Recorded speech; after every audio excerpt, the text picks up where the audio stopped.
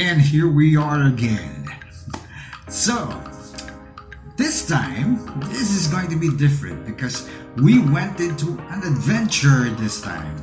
So I did a little something that I never done before in my entire life, and I had fun. It was tiring, very tiring, but it was all worth it. The view was fantastic. The activities are all adrenaline rush, and well, I'm not going to tell more the details what we did, but talaga po tayo ay to the max ang ginawa natin this time. So, we went to water activities, we went into nature, we went all extreme at this time. So, if you're ready, I'm going to take you there and enjoy the fun with me. Come on. Mga buhi lang kanara.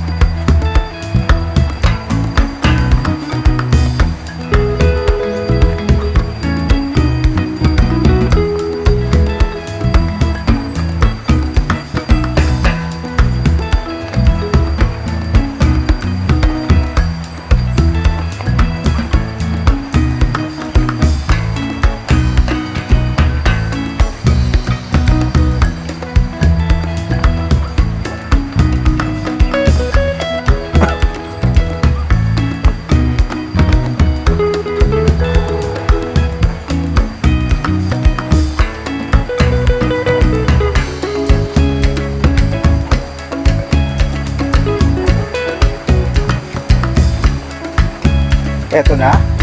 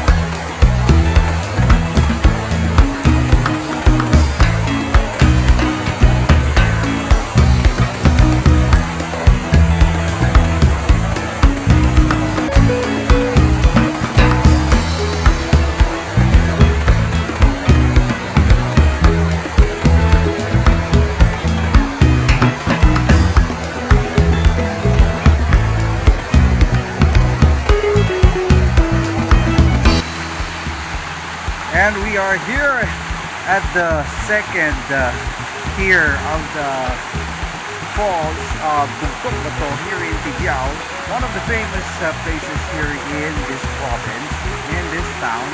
And I was told that this has about 7 tiers. We have managed to climb the first and the second, and the third is in our ice view. And the view is fantastic, I tell you. This is a must-see place. I hope you come and visit and enjoy and experience what I'm experiencing here right now. Take a look.